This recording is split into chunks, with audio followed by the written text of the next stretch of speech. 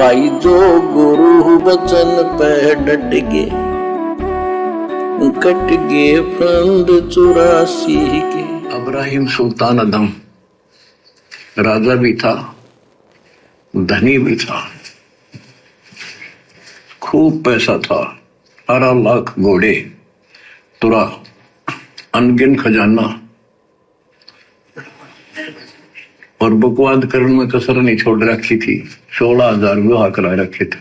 तो भक्त आत्माओं, परमात्मा ने उस अपनी प्यारी आत्मा को उस नरक से निकाला जिसको सुख मान रहा था।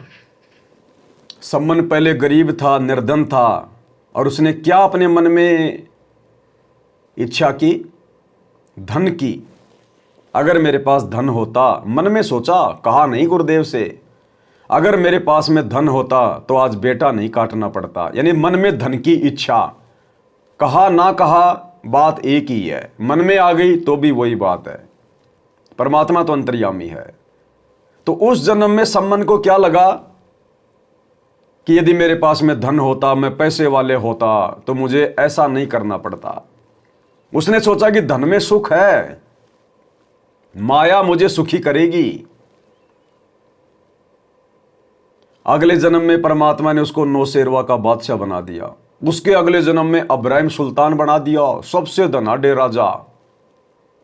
क्या उस इब्राहिम सुल्तान को, जो पहले सम्मन था, गरीब था, निर्धन था, जो ये सोचता था कि पैसे वाले सुखी होंगे, धनी लोग सुखी होंगे, राजा लोग सुखी होंगे, और वही सम्मन फिर इब्राहिम सुल्तान वाले जन्म में उस राज को भी ठोकर मार के चला गया। अगर उस राज्य में सुख होता, धन में सुख होता, उसके जैसा तो धनी कोई राजा नहीं था। देवताओं का राजा इंद्र भी शर्मा जाता था उसके ठाट बाट देख के, लेकिन उसको धन में भी सुख नजर नहीं आया, और वो संपूर्ण राजपाट छोड़कर मुंह काला करके निकल गया भक्ति के लिए।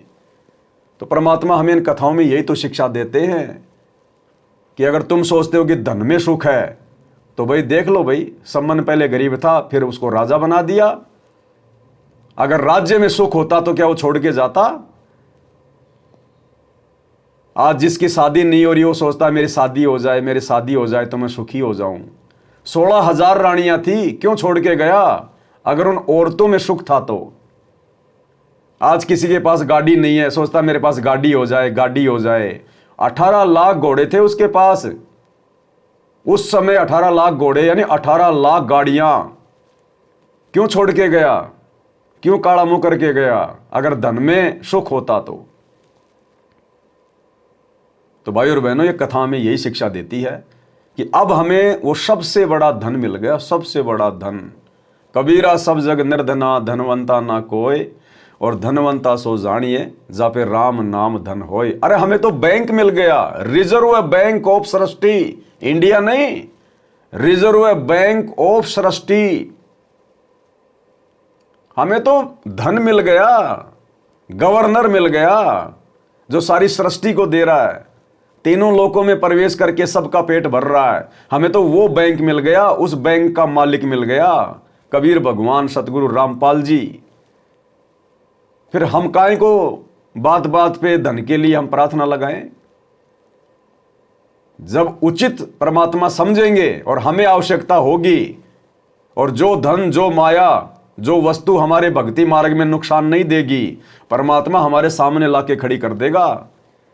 और भैया, जिसको परमात्मा ने भक्ति करवानी होगी, जो परमात्मा की चुनी हुई आत्मा होगी, इसी जन्म में परमात्मा ने जिसका मोक्ष करना होगा, वो भैया कितना रो लो, कितना चीख लो, कितना पैर पीट लो, परमात्मा उसको अनावश्यक वस्तु नहीं देगा। इसलिए निष्कर्ष यही निकलता है कि यदि हमें गुरु समझ में आ गया, भक्ति समझ में आ गई, ज्ञान समझ में आ गया, तो अब हमने आंख बंद कर लेनी है और भक्ति पर दृढ़ होके लग जाना है कि कोटि जन्म तू राजा की ना मिटी न मन की आशा। कि तू आज अगर गरीब है तो क्या हुआ, करोड़ों जन्म तूने राजा के प्राप्त कर लिए, उस समय तो तू धनी था, आज क्या है तेरे हाथ में? तो अब तू राजा बन गया तो क्या मिल जाएगा तेरे को सिवाय मर्यादा तोड़ने के, उल्टे काम करने के, अपने कर्म फोड़ने के। तो सबसे बड़ा धन भक्ति धन। सबसे बड़ा बैंक सतगुरु, और वो आज हमें प्राप्त है। हमारे आगे तो दुनिया भिखारी है, दुनिया। ब्रह्मा विष्णु महेश भी भिखारी है हमारे आगे। तो हमने ज्ञान आधार से इन बातों पर विचार करना पड़ेगा, ज्ञान आधार से। तब हमारा ये 90% दुख हमारा वैसे ही समाप्त हो जाएगा।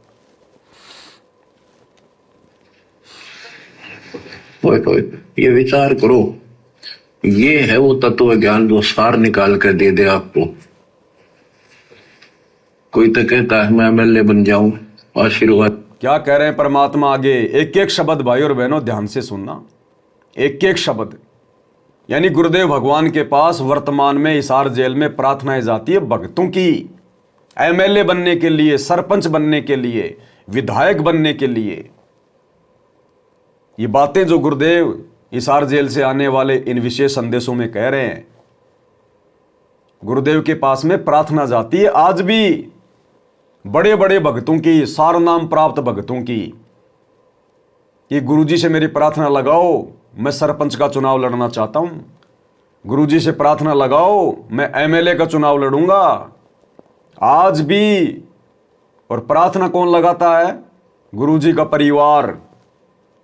प्रार्थना लगवाने वाला भी मूर्ख है और प्रार्थना लेकर जाने वाला उससे बड़ा मूर्ख है। अरे गुरुदेव भगवान से इस प्रकार की भक्तों की प्रार्थना करने वाले गुरुदेव के परिवार को क्या इस बात का पता नहीं कि जो प्रार्थना मैं गुरुदेव से करने जा रहा हूं वो प्रार्थना जायज है या नाजायज है? इस प्रकार की प्रार्थनाओं से गुरुदेव प्रसन्न होंगे या नाराज होंगे? लेकिन भाई और बहनों, ज्ञान आधार से सबका बंटाधार है, गोलमोल है, बिल्कुल डामाडोल। तो आज भी भक्तों की प्रार्थना जाती है सरपंची के चुनाव के लिए, एमएलए बनने के लिए, गंदी राजनीति का हिस्सा बनने के लिए। और परमात्मा कह रहे हैं हम तो उसको भगत ही नहीं मानते जो सरपंच बनना चाहता है, जो एमएलए जो बनना चाहता है। मालिक कहते हैं हमारे पास में ये आशीर्वाद के लिए कोई जगह नहीं है। अरे भगवान इस सतलोक से उतर के गंदे लोक में हमें सरपंच बनाने आया है? हमें गंदी राजनीति करवाने आया क्या परमात्मा? इतना संघर्ष 30 साल से परमात्मा क्या ये गंदा काम करवाने के लिए आया है? फिर भी भक्तों की बुद्धि ऑफ है। तो भाई और बहनों, परमात्मा ने सत्संगों में इन बातों का सार्वजनिक तौर पर जिक्र करना पड़ रहा है। इसलिए परमात्मा बार बार सत्संगों में आप और हम सत्सेवक भाई बहनों के लिए संकेत करते हैं कि तुम अपनी किस्मत को सराया करो, जो तुम्हारे को आज ये सारी बातें समझ में आ गई हैं और तुम मेरे पास में हिसार जेल में कोई प्रार्थना नहीं भिजवाते, अपने घर से ही भक्ति के लिए मेरे से प्रार्थना करते हो। तुमने अपने गुरु को शब्द रूप में मान लिया, घर घर में अपने गुरु को तुमने प्रसन्न करके बैठा लिया। अपनी किस्मत को सराया करो। क्या कह रहे हैं गुरुदेव? जो गुरु बचन पे डट गे, कट गे फंद 84 के, कट गे फंद 84 के, रकट गे फंद 84 के।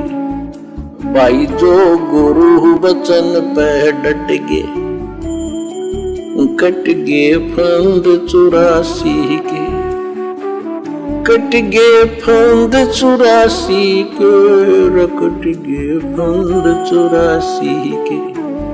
भाई जो गुरु बचन पे डट गे,